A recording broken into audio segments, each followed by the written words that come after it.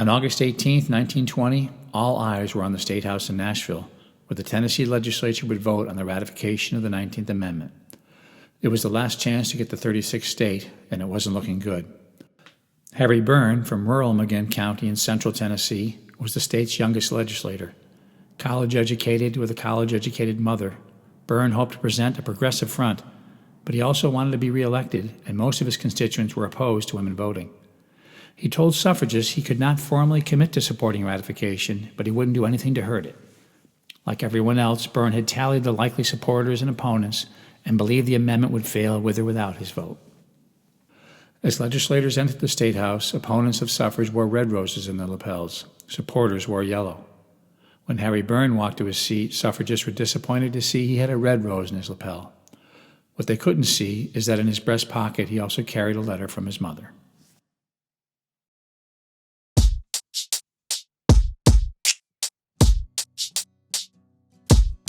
I'm Harry Burn, a legislator in trouble. All my plans around the suffrage vote I turn into rubble. From my porch in McGinn County, this lawmaking looked easy, but the way that things are going makes me feel kinda sleazy. I just got to Nashville, and the city's really crisp. Don't wanna take positions that might put my seat at risk. I thought I had the smarts to play both sides against the middle, but the way the fates have shifted, this has turned into a riddle. I wanna be a leader that progressives can respect, but also be a candidate my peeps will re-elect. This red rose in my lapel says I won't change the laws. Then I tell the suffrage gals that I won't mess with their cause. What makes a man stand square in the middle? What makes a man is a seeming non-committal? What makes a man never showing your cards? What makes a man?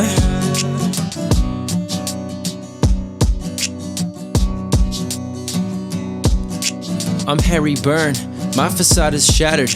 This was easy before, when my vote didn't matter. We were all so sure this bill would go up in flames, but Bank Turner's vote has gone and changed the game. My vote really counts, y'all, what do I do now? It tips the balance, I can change the world, but how? Will I be a hero, or will I be a traitor? A progressive voice, or just an abdicator? What makes a man? Is it being respectful? What makes a man? Seeing women as my equal? What makes a man? Is it fighting injustice? What makes a man? What makes a man? I'm Harry Burn, I don't even know where I stand. Do I wanna go on record on the side of the Klan? Another voice for the Old South Communion? Or a vote for the future and a more perfect union? It's down to me, but what do I stand for? I can't go on faking my way through this anymore.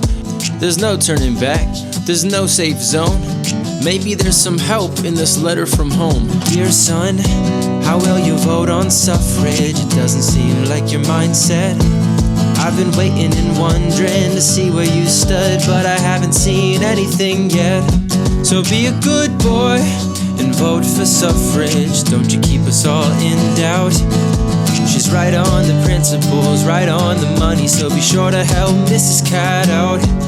What makes a man? Being honest and respectful. What makes a man? Seeing woman as his equal, being true and direct, treating women with respect, stopping to think, to ponder and reflect. What makes a man? Stand up to injustice. What makes a man? Ready to trust us. What makes a man? To stand up to his brothers. What makes a man? Respect for his mother. Just when it looked like all was lost, Tennessee's youngest legislator, Harry Burn, had a change of heart. He wore a red rose in his lapel that day, but in his breast pocket he carried a letter from his mother urging him to vote for suffrage. Burn would cast a crucial vote that would allow Tennessee to ratify the 19th Amendment. Somehow, against all odds, the suffragists had finally removed the gender barrier to voting.